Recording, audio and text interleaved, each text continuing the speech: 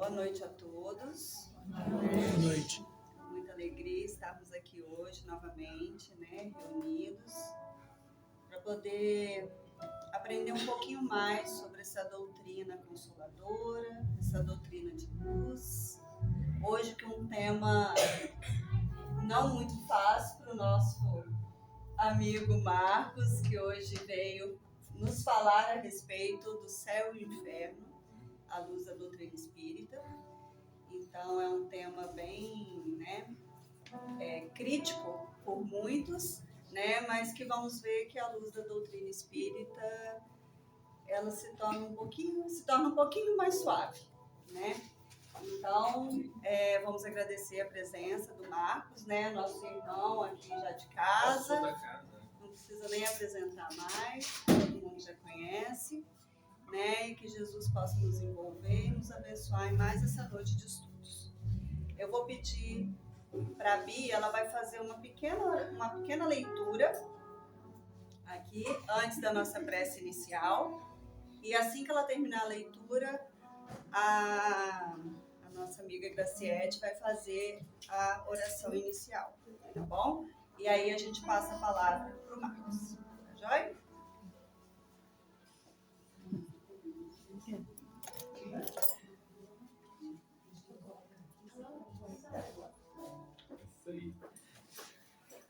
Boa noite, gente. Boa noite. Eu trouxe aqui preparei aqui uma leitura do livro Coragem. São psicografias do Francisco Cândido Xavier, são várias psicografias, e eu trouxe uma aqui do Espírito Meimei. Nunca sem esperança. Nunca percas a esperança. Se o pranto te encharca a existência, recorre a Deus no exercício do bem e acharás Deus nas entranhas da própria alma a propiciar-te consolo. Se sofres incompreensão, ajuda ainda e sempre aos que não te entendem e encontrarás Deus no hino do próprio Espírito a fortalecer-te com o bálsamo da piedade pelos que te desequilibram na sombra.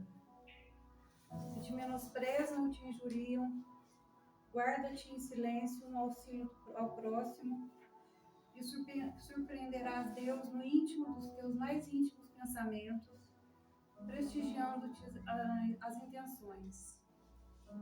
Se te golpeiam ou censuram, cala-te, edificando a felicidade dos que te rodeiam, e Deus falará por ti na voz inarticulada do tempo. E se erraste, não tombes em desespero, mas trabalhando e servindo, receberás de Deus a oportunidade de retificação e da paz. Sejam quais forem as aflições e problemas que te agitem na estrada, confia em Deus, amando e construindo, perdoando e amparando sempre, porque Deus, acima de todas as calamidades, de todas as lágrimas, te fará sobreviver, abençoando-te a vida e sustentando-te o coração. Meimei.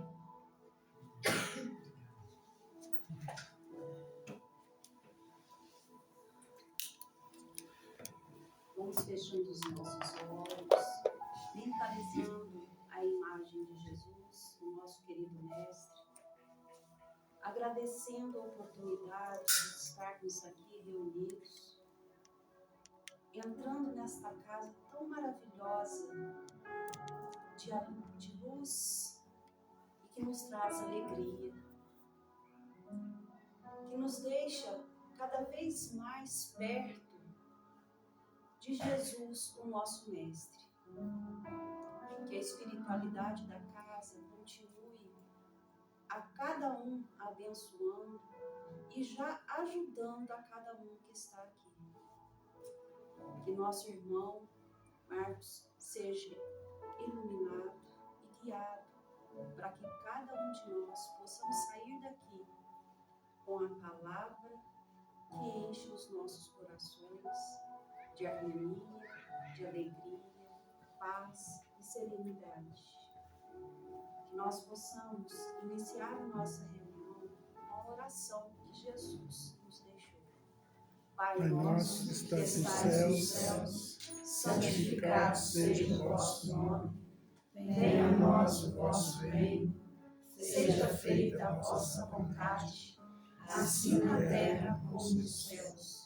O pão nosso de cada dia nos dai hoje.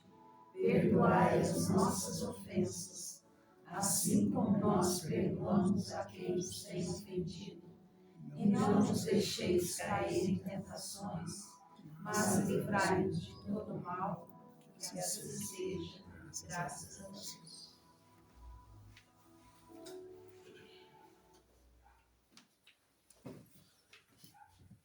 Muito boa noite a todos. Boa noite. Com a graça de Deus, nós estamos aqui. Os temas que a Michelle me dá aqui não são nada fáceis, mas vamos lá, né? Então, Kardec e o livro Céu e o Inferno. Né? A gente dá um peso, né? Pensar céu e inferno, né? Pra gente. Mas, assim, tem que fazer uma contextualização de quem é Kardec nessa história toda. Eu acredito que todos os temas, todos os domingos tem um pouquinho, né? Mas eu não sei o que foi falado. Para dentro da construção do que eu vou falar, eu preciso falar, né? Então, antes dele ser Allan Kardec, existiu, então, Hippolyte Léon Denisard Rivail, um homem cuja vida e formação foram a preparação perfeita, a melhor ferramenta ideal para a missão que viria a desempenhar. Ou seja, como que ele se construiu como pessoa é importante para ser essa ferramenta desse codificador dessa doutrina consoladora para nós. Então vai haver todo um processo até ele assumir o título de Allan Kardec, né? Nascido em Lyon, na França, em 3 de outubro, por isso que se comemora, né? De 1804, Rivail veio ao mundo no auge do iluminismo.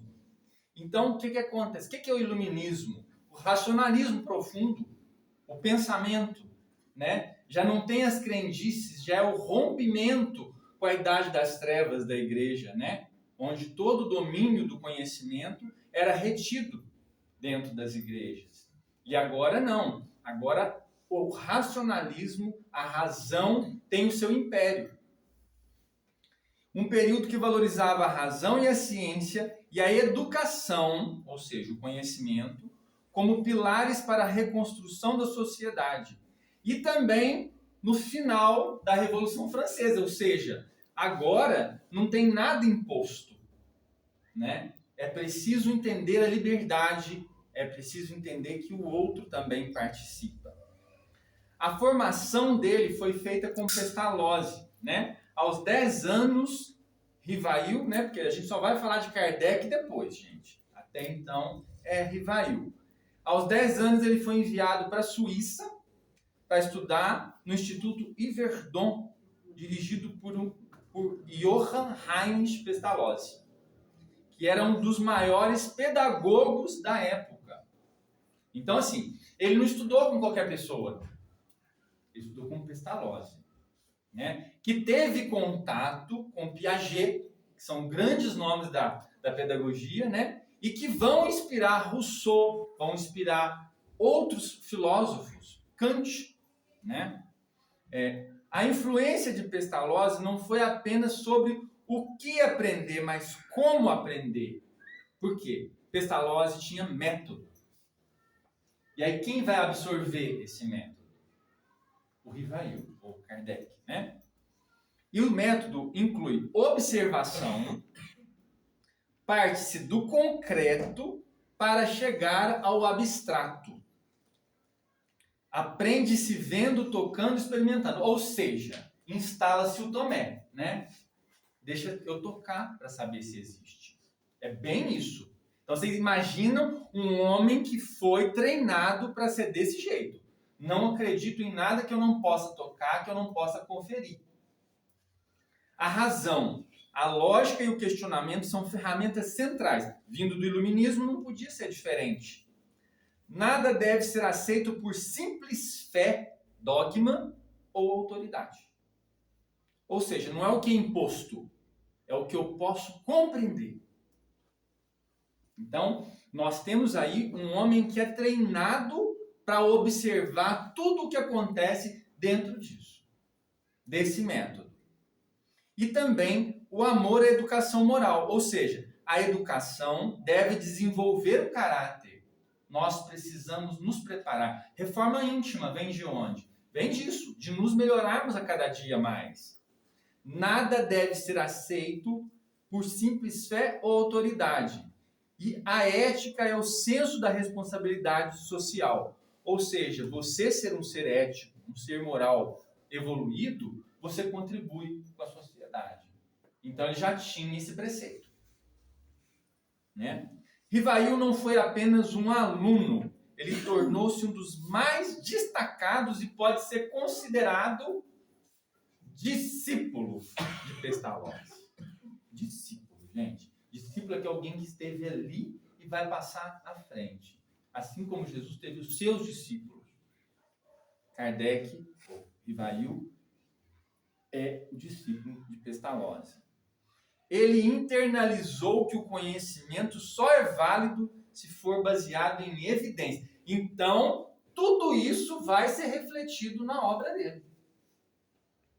Não dá para se aprender a doutrina espírita simplesmente porque foi trazido pelos espíritos, não. Existe um método e vai contribuir muito para que toda a codificação tenha esse esteio pessoal. Né? A espiritualidade não escolheu ele à toa. Preparou ele com uma ferramenta lógica. Né? Se não for lógico e tiver aplicação moral e prática. Isso se tornaria o grande tripé da codificação. De volta a Paris, Rivail dedicou-se intensamente à educação. Estudou com um pedagogo. Ele não era um teórico distante, mas um professor prático. Ele lecionou matemática, física, química, astronomia e fisiologia. Então, ou seja, não é nada humano, né? É muito mais exato. Então é cálculo. Agora você imagina uma doutrina que tem o codificador num professor de exatas. Eu sou péssimo em matemática, física e química. Não tenho nem noção disso. Né? Agora você imagina. Por quê? Para mim é tudo muito mais abstrato. Não, o dele é concreto. Percebendo a deficiência do material de ensino, ele começou a escrever e traduzir livros didáticos. E entre as suas obras, o curso prático e teórico de aritmética, gramática francesa clássica e questões e problemas de matemática. Olha quem que é ele. A gente tem que pensar nisso. Né? Porque nós, como participantes de uma casa, às vezes a gente trabalha numa reunião mediúnica, é médium, mas nós temos a nossa vida particular. E isso não é isento. Às vezes, alguém que já trabalhou com educação é chamado. Por quê? Vai usar a sua habilidade, que vai contribuir muito para que se opere a sua missão. Por isso que a gente tem que colocar os nossos talentos à condição da nossa comunidade, a servir a nossa comunidade. Porque se a gente tem tanta coisa dentro da gente e fica escondendo, às vezes é com isso que ele depende, do seu jeito específico que ele depende para fazer a grande obra na sua comunidade. Esses livros eram conhecidos com a sua clareza, organização e método, pela maneira gradual como conduziam do aluno simples ao complexo. Ele era, em essência, um codificador do conhecimento secular. Ele já possuía a habilidade de pegar um vasto conjunto de informações e organizá-las em um sistema coerente e compreensível. Uma habilidade que seria fundamental para organizar os ensinamentos dos espíritos. Ou seja, nós temos um compendiador perfeito, que vai saber colocar as ideias bem sistematizadas. Então nós não temos uma pessoa que foi simplesmente inspirado pela espiritualidade só. Né? Nós temos ali praticamente um super educador. Não estou desfazendo do Chico Xavier, mas o Chico Xavier ele não teve toda essa preparação. A espiritualidade foi trabalhando em cima dele, do mundo espiritual mesmo. Fez caixinha de Bluetooth, conectou e o negócio aconteceu. Kardec não. Enquanto pessoa, ele foi preparado. Né? Não estou desfazendo do Chico. Estou falando que são formas diferentes de como a espiritualidade vai operar. Né? Rivail era, por formação e profissão, um racionalista. Sua confiança estava na observação, na experimentação e na lógica dedutiva. Se eu não posso ter lógica, eu não posso compreender. Então, nós vamos entender a doutrina espírita como filosofia justamente por isso, por permitir lógica, permitir um conhecimento sistematizado. Ele era profundamente cético, ou seja, não acreditava em qualquer coisa. Agora, imagina. Mas a espiritualidade tem essas coisas, né? Porque, por exemplo, eu, não estou nem comparando com Kardec, não. Mas na época, lá em Caxambu, na minha infância, eu passava perto dos centros espíritas, tampa o nariz. Onde que eu estou hoje? Né? Porque a gente paga a língua, né? E ele, muito cético, vai ter que lidar com coisa de espírito, com mesas girantes, né? Então o negócio vai ser mais pesado. Ele era profundamente cético em relação a qualquer fenômenos sobrenaturais e superstições. Então não era qualquer coisa que falasse para ele que ele assimilava. Sua reação inicial às mesas girantes não foi de fascínio místico, mas de ceticismo investigativo. Então, tipo assim, vamos ver o que está acontecendo ali. Né? Chega que está acontecendo alguns fenômenos, mas isso deve ser uma palhaçada. Né? O pensamento é esse. Imagina, racionalista, prático, sistemático. Ele aproximou-se desses fenômenos com a mesma postura com a qual abordava o problema de física ou química, ou seja, por método. Quase que por fórmula. Há um efeito, então precisa ter uma causa. Então, vamos investigar. Né? Então, é trazer todo um academicismo para dentro de uma metafísica. Não dá para entender. Ele tinha completa aversão a fanatismos religiosos, o que impediu que o espiritismo se tornasse mais uma seita baseada em revelações cegas. Então não é uma coisa que, é isso, e tem que acreditar, um dogma, né? É porque é. Eu estive dentro do seio da Igreja Católica, quase padre. Então, dogma era minha sombra. Né? De novo, aqui estou.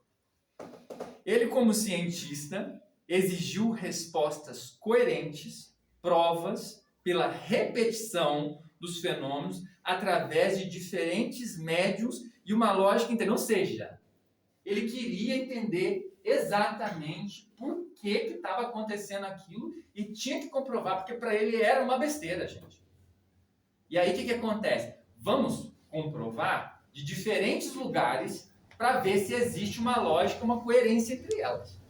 Se existir, podemos prosseguir. Se não, eu já paro por aqui. Na década de 1850, um fenômeno curioso varreu a Europa e os Estados Unidos. Aí estão as mesas girantes. Um grupo de pessoas sentava-se ao redor de uma mesa, colocando as mãos, né, sobre as mesas. Após alguns momentos, elas começavam a se movimentar, girando, balançando, às vezes erguendo até saindo em alta levitação. O fenômeno foi evoluindo e descobriu-se que as mesas produziam ruídos. Começava a fazer. sem tocar em nada. Estalidos e batidas. Estabeleceu-se um código. Batida para sim e 2 para não. Eles perguntavam para a mesa, faziam uma pergunta, a mesa respondia. Imagina isso. Imagina se dentro das casas da gente começasse a acontecer esse negócio, né? Ia ser uma loucura. Mas imagina nessa época, provavelmente acontecia. Porque tudo estava para acontecer ali e ele entender que ele era quem ia dar rumo àquela doutrina. Inicialmente eram vistos como passatempos divertidos. Aí, ó. As pessoas não perdem, né, a oportunidade, né, de querer fazer daquilo ali uma brincadeira. O perigo da brincadeira do copo, né? A gente nem imagina o que a gente está evocando naquilo, né? As mesas começam a responder perguntas triviais e revelavam segredos e divertiam. Um espetáculo. Um espetáculo. A explicação mais comum era uma eletricidade desconhecida ou um fluido magnético emanado pelos participantes. Então, para entender, tipo assim, então eles estão doando alguma coisa de energia magnética e deve estar fazendo esses efeitos na cabeça dele, porque ele já estudava magnetismo. Foi nesse contexto que o professor Rivail, já com mais de 50 anos e uma sólida reputação como intelectual, foi convidado por um amigo, o senhor Fourtier, a testemunhar o fenômeno. A reação de Rivail foi de profundo ceticismo. Como cientista, a sua primeira hipótese foi de que se tratava de um efeito puramente físico, talvez causado por contrações musculares inconscientes dos participantes ou por uma fraude. Então, alguma coisa estava acontecendo no corpo dos participantes que estava fazendo aqueles estalidos. Eu, por exemplo, não sei o que Deus fez, que só de eu andar parece que eu estou quebrando inteiro de estala, né? Aí você pode falar, não, é estalado do corpo dele. Né? Lá no seminário, quando tinha uma escada de caracol, e aí quando eu desci, o pessoal assim, é o Marcos que está descendo, porque era tanto instalado, né? E não acontece nada. Eu já fui no médico e falou, não, deve ser karma, né? E ele não se contentou com as explicações supersticiosas e com as frivolidades que o assunto era tratado e viu como um jogo, mas queria entender e resolver esse problema como uma forma científica sistematizada na sua investigação. Movido por sua curiosidade científica, ele começou a frequentar as reuniões, não como um convidado passivo, mas como um detetive, um investigador. Ele propôs experiências controladas. Olha, então a nossa doutrina, ela não foi escrita simplesmente por inspiração. Ele foi tendo todo um método e a espiritualidade não tirou isso. Porque até então, como é que a gente vai explicar algo para as pessoas que vai consolar se não puder ser entendido? Né? Até então a gente comia peixe mastigado. Né? Quando a gente é criança, a mãe fica lá esmiuçando o peixe, né? E a gente tinha que comer informações que já tinham sido mastigadas por outras pessoas. Agora não. A espiritualidade quer mostrar para a gente que é possível questionar, entender e aí sim fazer sentido para nós. Ele observou que as mesas não apenas se moviam, mas fazia com uma força que desafiava as leis físicas. Ou seja, elas flutuavam, uma mesa pesada. Então desafiava a gravidade. Né? Porque automaticamente, se você soltar a mesa, ela cai. É pesada. Ela levitava. E os conhecimentos, os estilos e as ideias que transcendiam muito o intelecto e a cultura dos médiuns e dos presentes. Então, ele queria entender por que estava acontecendo tudo aquilo ali que estava mexendo com a cabeça das pessoas. Aí, ele começa a trazer à luz. Existe uma inteligência naquele movimento. Alguma coisa é inteligente, porque está respondendo de uma forma que uma madeira não tem condição de responder, um objeto inanimado, não tem cérebro. Foi então que Rivail fez a mesma pergunta que mudaria tudo. E não era como a mesa se move, mas também, se a mesa possui uma inteligência, deve ser uma inteligência independente da dos presentes. Então, não é a inteligência das pessoas que estavam ali. Mas que inteligência é essa? Qual a sua natureza? Qual a sua origem? E, acima de tudo, o que ela nos quer dizer? Por que essas mesas estão fazendo isso? O que está acontecendo? O que elas querem me explicar?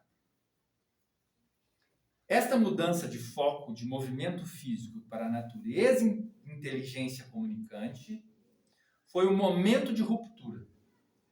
Ele percebeu que não estava estudando um fenômeno meramente físico, mas um fenômeno de comunicação. Algo precisava ser comunicado com aquele movimento, que é aparentemente fantasmagórico. A mesa era apenas um instrumento grosseiro. O verdadeiro agente era uma inteligência invisível que se autodenominava espírito ou gênio. Rivail não se contentou com as comunicações isoladas. Ele desenvolveu um método científico de análise espiritual. Preparava as perguntas fundamentais sobre Deus. Agora a gente começa a entender. Sobre Deus, universo, alma, a moral e a sociedade. Olha que coisa. Perguntar algumas perguntas de um nível muito superior para um objeto. Submetia essas mesmas perguntas a diferentes médiums. Em locais distintos. É como se perguntasse Caxambu, Cruzília, São Lourenço, né? Que não tinham contato entre si. Coletava as respostas e comparava minuciosamente. Então, gente, isso é muito importante para a gente entender que essa doutrina não foi criada simplesmente por uma ideia só, uma ideologia, para que todo mundo entendesse algo do mundo espiritual. Não, ela foi sistematizada. O resultado foi extraordinário. As respostas vindo de fontes diversas mostravam uma coerência doutrinária absoluta. Os mesmos princípios, a mesma lógica e a mesma base moral eram apresentados de forma independente. Para Rivail, isso era prova de que não se tratava de invenção humana, mas de um corpo de conhecimento organizado vindo do mundo espiritual. Ao longo dessas comunicações, os espíritos superiores que orientavam o trabalho começaram a revelar informações. Agora ele abriu a porta. É o que a gente às vezes faz, o despertar nosso. Né? Eu já aceitei algumas coisas na minha vida. Aquilo começa a tomar um rumo diferente dentro de mim. E quando eu falo assim, não, eu nego, não tem condição. E a espiritualidade não está a fim de nos forçar a fazer nada. Ela quer que a gente desperte. E desperte pela nossa vontade. Às vezes, é preciso que a gente passe por fenômenos para que a gente desperte.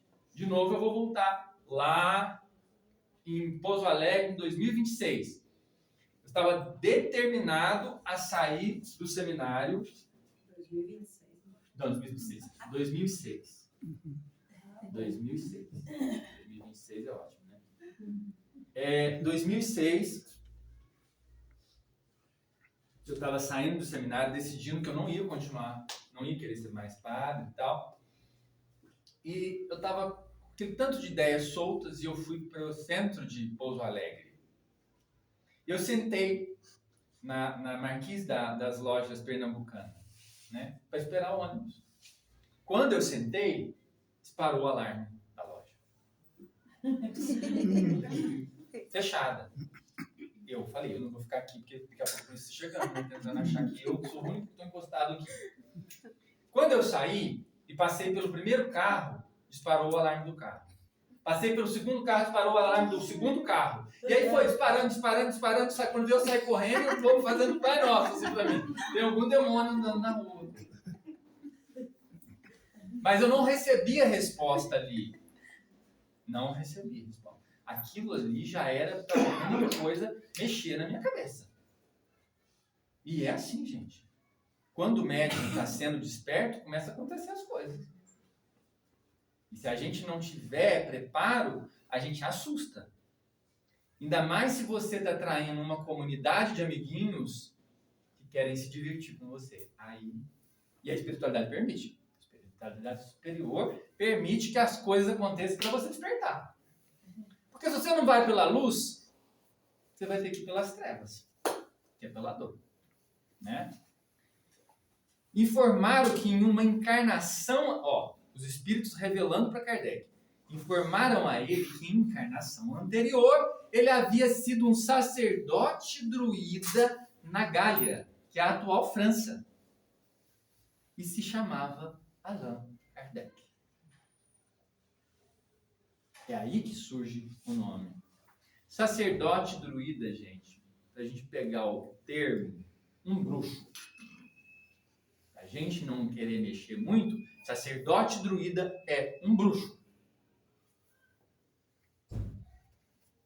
Explicaram que esta não era uma informação casual, mas que tinha um propósito profundo. Ele estava dando continuidade a um trabalho espiritual iniciado há séculos. Então era uma continuidade de uma missão que ele tinha travado lá atrás. E vai saber se a gente não tem uma missão mais ou menos assim. E aí a gente acha que está aqui num salão de festa, vivendo a Deus dará aos prazeres do mundo, sem ter o mínimo de cuidado com as coisas. Declararam que a sua missão específica nessa encarnação era organizar, sistematizar e publicar aquele vasto conjunto de ensinamentos, dando base sólida e racional. Então, tudo com que ele foi preparado, cientificamente, academicamente, iria contribuir para trazer essas informações do mundo espiritual. Então, nós estamos falando de fé e de razão. Né? Então, é ele que vai fazer essa ponte. A adoção do pseudônimo Allan Kardec foi, portanto, uma decisão estratégica e simbólica, ou seja, diferenciar o trabalho do codificador dos seus anteriores trabalhos pedagógicos. Ele já tinha livro escrito como Rivail. Então ele tinha que, para essa missão espiritual, ele tinha que ter um novo nome. Allan Kardec. Agora que a gente entende por que ele chama Allan Kardec. Diferenciar esse trabalho do codificador de seus anteriores. Honrar suas raízes espirituais, ou seja, o que ele era? Um sacerdote, um bruxo. Então ele estava ligado ao mundo espiritual, ele era uma autoridade do mundo espiritual. E agora ele também era uma autoridade do mundo acadêmico. Criar uma identidade única para essa nova filosofia, livre de associações pessoais que pudessem limitá-la. Então, ou seja, agora você assume um codinome para um trabalho específico.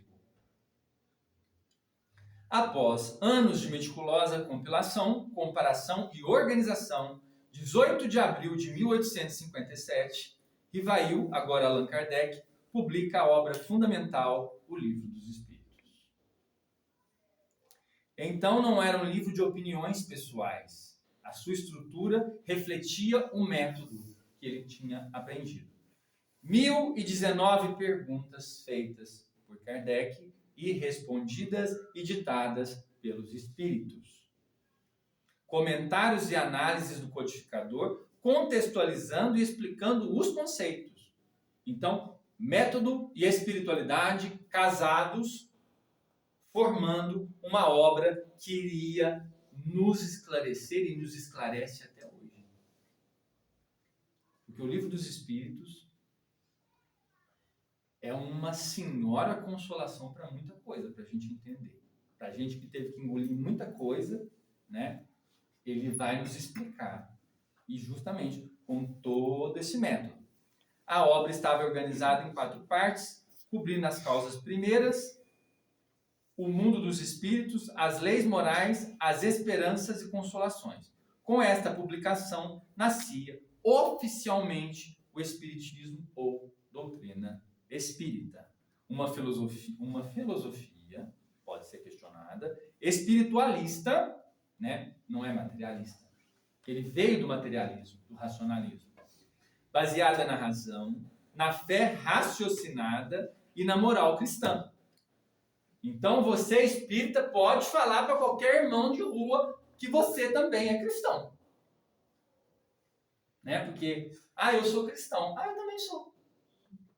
Né? Porque às vezes você fica, não, eu sou do Cristo, você não é, você é do demônio, né? Não é assim? Só se for, né? E aí, para começar agora a entender, publicado em 1865, Céu e Inferno, que é o nosso tema, né? Eu tive que contextualizar para a gente entender onde que ele vai começar a ser feito. A obra que enfrentou de frente um dos pilares mais arraigados e aterrorizantes da teologia tradicional, ou seja, que a igreja falava, doutrina das penas eternas. Foi para o inferno, nunca mais sai de lá. E aí? Agora que a coisa começa a pegar, ele vai enfrentar. Você imagina? Toda a Europa acreditando no real inferno, ou seja, foi para lá, foi para o capeta, com o garfo, o caldeirão, você não sai nunca mais. Né? Então, o medo que aquilo nos causava, né? Então você tinha que viver. Mas, óbvio, uma ferramenta de persuasão, de domínio, de tirania, né? Para entendermos o seu impacto, é crucial situá-la na sequência lógica do trabalho de Kardec. Ela é a 4ª e penúltima obra da fundamentação. O Livro dos Espíritos, 1857, Livro dos Médiuns, 1861, Evangelho segundo o Espiritismo, 1864, Céu e Inferno, 1865 e a Gênesis, 1868. Em meio disso, Céu e Inferno traz como função a ponte filosófica e consoladora entre a moral e a justiça divina. Então, o que essa obra, Céu e Inferno, quer trazer para a gente? O que esse estudo profundo desse livro, que eu já li bastante na época que eu estava lá numa casa, nós tínhamos uma casa em Belo Horizonte que não estudava nenhum livro a não ser codificação. Terminava a codificação, voltava a codificação. Então, era todos os dias, toda semana nós tínhamos segunda-feira, Livro dos Espíritos, Livro dos Médiuns. Quarta-feira, Evangelho segundo o Espiritismo. Sexta-feira, Gênesis, Céu e Inferno. E aí ia. Terminou, volta de novo. E assim ia, e assim ia, e assim ia. E foi muito bom, foi a minha experiência que eu tive com codificação. Eu lembro quando eu cheguei na União Espírita Mineira, que eu falei para os coordenadores dos estudos, eles falaram, você está no melhor lugar. Porque a codificação é base. Se você não entende a codificação, se você estuda um tanto de livro e não estuda a codificação, fica capenga. Né? Então a gente tem que ter muito cuidado com isso, porque nós temos uma base, um pentateuco, né? Uma estrutura para a gente sempre se pautar ali para explicar tudo o que acontece com a gente. O problema dessa obra busca resolver, então, a visão religiosa predominante, especialmente no catolicismo, que pintava um cenário dicotômico e aterrador, entre bem e mal.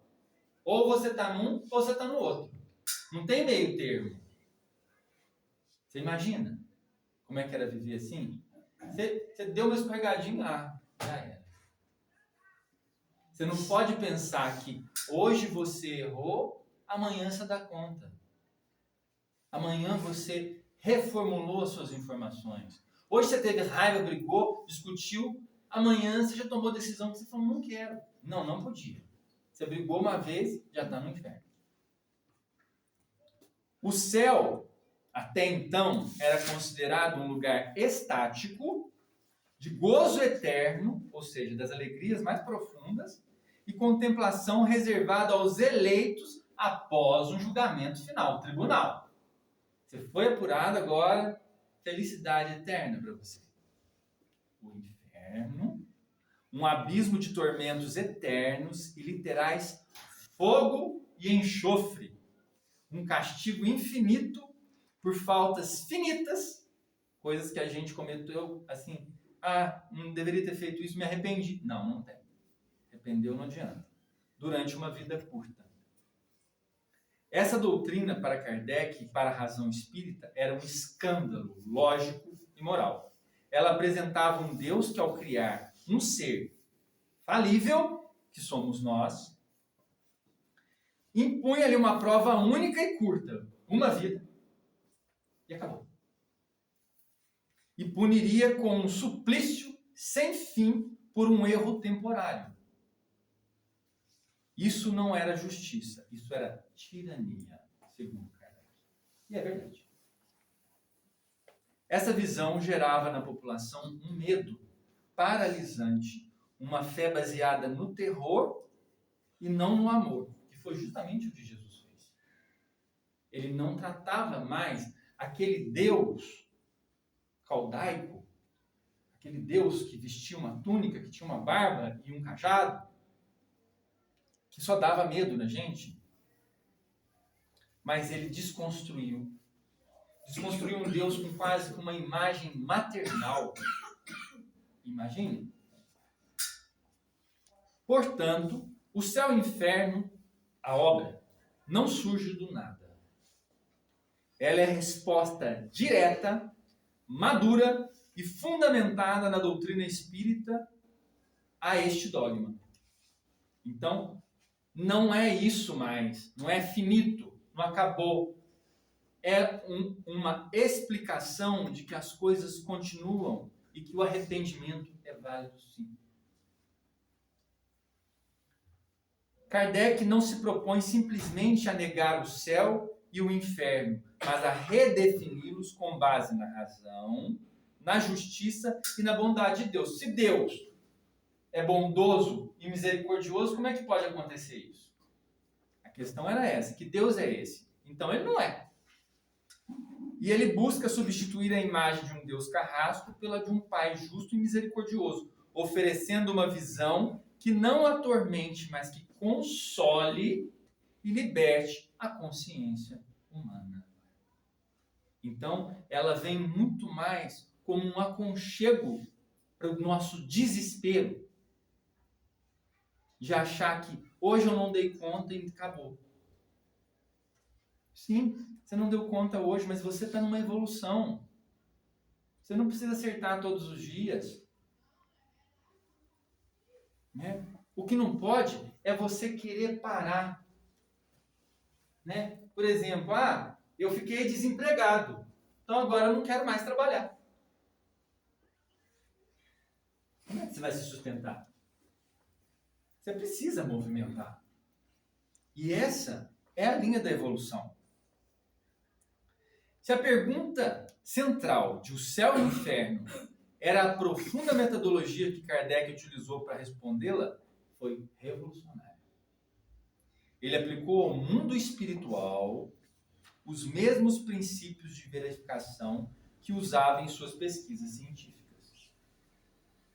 Comparação como a garantia de uma autenticidade, uma única comunicação poderia ser influenciada pela mente de um médium. Para filtrar o que era verdadeiramente dos espíritos e o que era humano, ele adotou um método rigoroso. Então agora começa o método para ser usado dentro do livro Céu e Inferno. A diversidade de fontes, coletava comunicações sobre o mesmo tema através de diferentes médios e diferentes idades. Por isso que quando a gente vai ler a codificação, tem Bordeaux, tem Lyon, tem Paris, né? Então, como é que o Kardec estava nesses lugares todos? Ele tinha esses grupos em diversos lugares e depois ele reunia isso, questionava e então colocava na sua obra. A análise comparativa. Colocava essas comunicações lado a lado e comparava o que era ensinado em Bordeaux se era o mesmo que era ensinado em Paris. As descrições do mundo espiritual, se elas coincidiam. Então, se elas eram faladas como que era o mundo espiritual em Bordeaux, Lyon, Paris, então quer dizer que eles não tinham contato? Então era uma verdade. Então fazia parte de uma verdade. Era universal. Né? Quando você sai do seu particular e começa a inferir num campo coletivo, você está começando a falar da universalidade. Né? Então a gente traz isso e entende que Kardec queria trazer ao mais exato ponto as respostas. A coerência como critério de verdade. Quando centenas de espíritos, por meio de dezenas de médiums, independentes, descreviam os mesmos princípios, as mesmas leis, as mesmas condições de vida no além, e virava uma doutrina universal. Kardec não conversava apenas com espíritos superiores. Sua genialidade foi entrevistar espíritos de todos os estágios evolutivos. Então, não queria ouvir respostas só de espíritos que estão no mundo feliz, não. Quer ouvir de gente que passou aqui pela Terra e que teve momentos de dificuldade e que na vida, no pós-morte, está passando por momentos de dificuldade. Então, o Céu e o Inferno vai trazer narrativas de espíritos que fizeram uma boa passagem e espíritos que estão passando por dificuldade nessa passagem. A estrutura é da desconstrução e da reconstrução. Em uma estrutura brilhante, ele guia o leitor a uma jornada lógica e libertadora, ao ataque racional aos dogmas religiosos. Aqui Kardec, como um lógico e pedagogo, entra em cena e usa a revelação espírita como uma razão pura, além da exegese bíblica, para demonstrar as contradições internas da doutrina do fogo eterno. Então, ele vem usar tudo isso, a razão, agora não é mais dogma, para explicar o que é essas penas eternas, esse pecado eterno. Ele busca como conciliar a pena eterna com a bondade infinita de Deus. Como conciliar castigo infinito e Deus ser justo. E ele vai analisar que muitas pessoas nasceram com uma saúde perfeita, outras já nasceram cheias de deficiência. Então, que Deus é esse? Numa encarnação única, numa existência única. Não tem como. E aí, para ele, fica muito, muito claro que é preciso entender. E aí começa a prova dos fatos dentro dessa doutrina. É aqui que a obra ganha o seu poderio emocional e a sua força. Porque ela é dividida em dois momentos. Uma parte do Céu e Inferno é uma explicação doutrinária geral, para a gente entender do que vai ser falado naquelas comunicações. E depois os relatos, as psicografias que vão chegando, as psicofonias que vão sendo chegadas, né? A parte 2, que são os depoimentos, não termina na teoria. Ele avança para o que é a compilação das comunicações dos espíritos reais. Então, gente que estava na Terra, não é espírito feliz. Não é espírito superior que já está em outra evolução. Ele vai sim questionar para comparar. Espíritos felizes que descrevem serenidade, atividade útil, sensação de paz e luz que experimentam. Suas narrativas são curtas, diretas e cheias de uma felicidade tranquila. Ele compara, coloca os espíritos felizes, coloca depoimento de quem teve uma vida virtuosa na Terra e que agora dá um depoimento no mundo espiritual. Espíritos em condições medianas, fala de um estado de repouso, de incerteza, mas também de esperança. Então são aqueles espíritos que já tiveram alguns desajustes, mas não foram tão graves. Por quê? Eles esperam melhorar. Aí sim entramos nos espíritos sofredores, que são geralmente os grandes participantes das reuniões mediúnicas. Né? Nós que somos de reunião mediúnica, a gente sabe disso. Não é? Este é um grupo crucial. Eles relatam seu sofrimento com lucidez e explicam sua causa. Se vocês tiverem oportunidade, pega algumas passagens do Céu e Inferno para vocês verem como que eles descrevem as passagens. Eles contam um pouco da vida deles na Terra e o que isso está refletindo no mundo espiritual. É aquilo que a gente fala, né? Você pegou a sua casa, encheu a sua despensa material. Não passo fome, tenho luxo, tenho riqueza, tenho abundância. Mas é a sua dispensa do mundo espiritual. Você chegou com uma lata de sardinha? Temos que pensar nisso. Hoje, nós que aqui estamos sentadinhos nessas cadeiras, nós estamos querendo modificar nossas dispensas para não passar por isso. Aí ele vai contar que um avarento fala sobre a sua ânsia inútil pelo ouro. Inclusive, eu tive a oportunidade de fazer a leitura dessa passagem, que o homem ele era bancário e pensava só em dinheiro, só em dinheiro, só em dinheiro, só em dinheiro. Quando ele desencarnou, ele ficou tão desesperado com tudo, e aí ele começou a sentir fome. E aí, quando ele via um pão, que ele ia pegar no pão, o pão transformava em ouro. Ele ia pegar na água, a água transformava em ouro. E ele foi entrando em pleno tormento. Por isso que a gente tem que tomar muito cuidado com as nossas ideias obcecadas. Porque não gera a gente a lugar nenhum. A gente não tem que ser santo.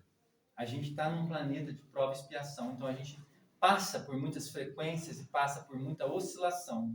O que a gente não pode é se permitir ficar num lugar estático, porque não contribui para nada. Água parada dá o quê? Dengue. Né? Então, assim, a gente tem que pensar nisso. A gente não quer ser dengue espiritual. Né? Aí vai ter um outro depoimento. Um pai que foi negligente sente a dor dos filhos com o seu próprio abandono. E o sofrimento dele é imposto por ele mesmo, pela consciência dele, de ver aquilo. Né? E, ao mesmo tempo, como ainda está ligado àquela dimensão da igreja, ele acha que Deus nunca vai perdoar. Quando, às vezes, chega uma comunicação de um suicida numa mesa mediúnica. Eu participo e sei como é que é. Eles acreditam que nunca vão ser perdoados. Né? Por quê? Porque tudo que eles ouviram de igreja é que era o inferno. Agora, eu estou passando por essa dimensão, né? Que é muito importante a gente entender, até tocar nesse assunto, não é? Nós não estamos em setembro, mas acho que é importante falar sobre isso, né? A gente acha que, às vezes, por uma situação que a gente está vivendo, que é muito difícil na vida da gente, não lidar com aquele problema, que a morte é uma forma de solução. Só que você fez um projeto encarnatório, digamos, na suposição, 80 anos de projeto. E aí você decide que com 60 anos você quer encerrar. Porque você está passando por um problema muito difícil na sua vida, você quer encerrar com o seu projeto. Aí você fala assim, agora eu vou para o mundo espiritual, para a pátria espiritual. Não. O projeto continua. Então você vai ficar 20 anos preso ao corpo como ele está. Se ele estiver no cemitério sendo comido por vermes, você vai sentir os vermes te comendo por 20 anos. Se você pulou de um prédio, você vai ficar lá pulando por 20 anos de tormento. Por isso que é muito... não é que a espiritualidade é austera, que ela não quer só que a gente cometa. É porque ela sabe o tormento que a gente vai entrar. E espírito não morre. O que morre é o corpo. Então ele vai passar por aqueles tormentos o tempo todo até concluir. Óbvio, nós estamos falando num campo lógico, porque a misericórdia de Deus é infinita e aí a gente não sabe até onde ela chega. Porque o amor cobre uma multidão de pecados. Né? E vão ter os espíritos imperativos que não se arrependem. Esses são os piores. Ainda apegado aos vícios, cheio de ódio, orgulho, revolta, vingança, seu sofrimento é maior porque se recusam a mudar. São espíritos que mesmo passando por toda dificuldade, pelo mesmo tormento, não, eu quero vingar, eu quero fazer, não quero sair dali. E também tem as comunicações de espíritos criminosos, que são os casos extremos que mostram a profundidade do abismo em que a consciência pode cair, mesmo que assim não estão fora do alcance da misericórdia divina. É aqueles que nem imaginam Deus, eles só querem vir para fazer o mal mesmo. Então, tem comunicações muito pesadas, né?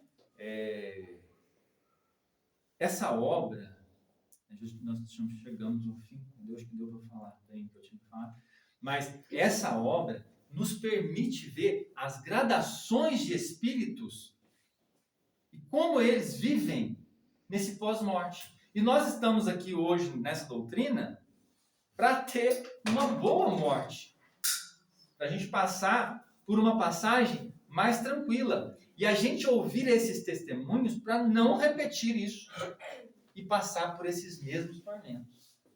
Por isso que essa doutrina nos chega e nos abre os olhos e fala assim, para que você quer passar por aquilo ali? Essa condição não está te conduzindo a um lugar bom. Você, por consciência, está sendo orientado que não é por aí. Então, por que não mudar esse padrão e não passar por isso? Né? Porque aí vai voltar naquela passagem, né, do rico, que depois que ele passou e que passa pelos tormentos, ele pede, será que eu posso avisar os meus irmãos para eles não? Só que esse livro é justamente isso, esse avisar para nós que cuidado como a gente vive a vida. Porque depois, na passagem, é só uma continuidade. Então, o que você encheu de mochila aqui, do mundo espiritual, você vai carregar pela eternidade. Se você não encheu nada, não importa se você for um milionário aqui na Terra, você vai ser um mendigo no mundo espiritual.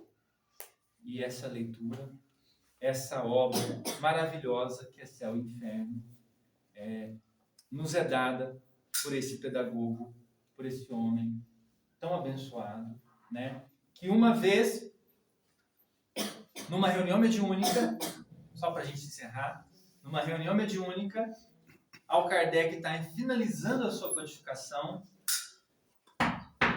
um espírito bate na mesa. E aí Kardec pergunta aos espíritos que estão ali ajudando, o que esse espírito está querendo dizer? Aí ele fala assim, quem é esse espírito? Aí os espíritos perguntam, e o espírito responde, diga a ele que é o espírito de verdade. Que é um espírito familiar a ele, a Kardec. E depois, nós vamos descobrir no prefácio do Evangelho, né, que quem assume a escritura de espírito de verdade é o nosso amado Mestre Jesus Cristo. Agora imagina um homem na Terra que era espírito familiar de Kardec, o nosso Mestre Jesus. Então, não é qualquer pessoa. É alguém com um coração muito preparado para trazer essa doutrina que tanto nos consola. Muito boa noite a todos. Que lindo estudo, né? Obrigada, viu, Oh, Marcos? meu De Deus. coração. Estudo maravilhoso, né? Que faz a gente despertar aí para muita coisa. A gente sabe que o céu e o inferno, hoje aprendemos aqui, está na nossa consciência, está nas nossas atitudes aqui realizadas, né? Que a gente leva a mochilinha para lá, né? Espero que essa mochila vá cheia de coisas boas, né? E a gente sabe que com Jesus, né, o fardo é leve, o jugo é suave, e com a doutrina espírita, ela é cheia de luz aí para nos consolar e nos despertar cada vez mais, né? Vou pedir para a nossa irmã Silmara fazer nossa prece final, e após a prece nós vamos para a segunda etapa, que é a etapa dos passes, tá? Quem se sentir à vontade para receber, só aguardar na cadeira que nós vamos chamar, tá bom? Obrigada a todos.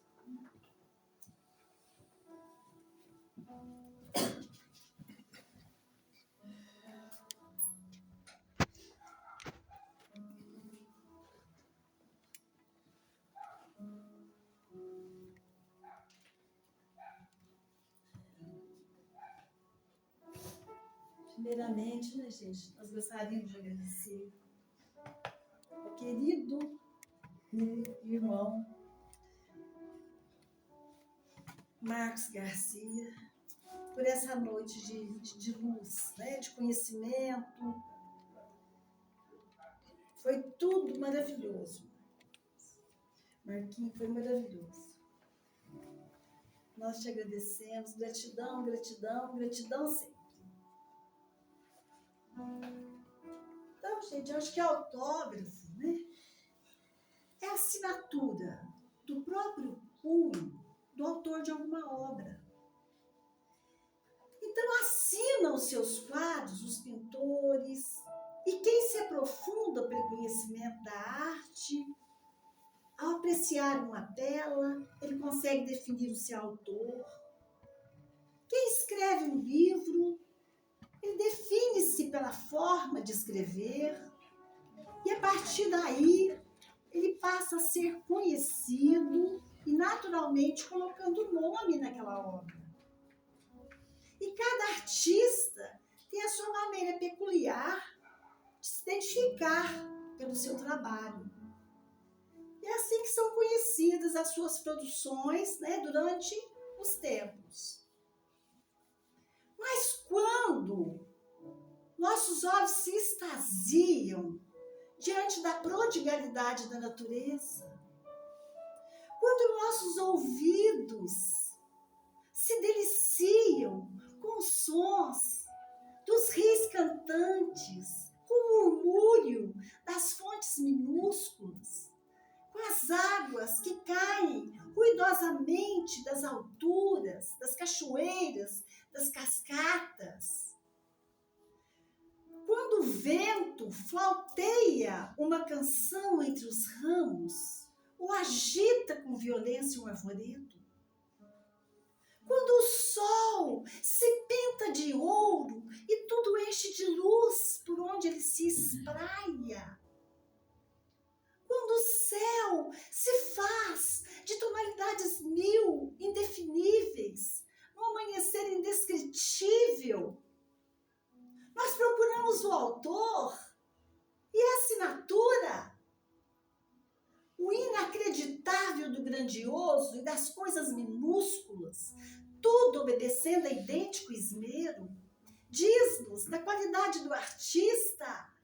A diversidade de tons, de sons, nos fala de um ser superlativamente criativo que há bilhões de anos não reprisa o pôr do sol, nem o cristal da gota de orvalho e nem a combinação dos gorjeios das passaradas. Cada dia tudo é diferente. O sol retorna, as nuvens se espreguiçam, a pradaria se estende, alongando a sua coxa de retalhos bordadas de cá e de lá, de flores miúdas, mas nada é igual. As folhas, elas estão em número maior ou menor. A sinfonia das águas acabou de ser composta. E os pássaros balançam-se em outras ramagens. Sim, o artista responsável pelo concerto do dia e da noite, ele é extraordinário. Os homens afirmam que nunca ouviram, mas todos podem apreciar a sua obra, mesmo aqueles que lhes negam a existência.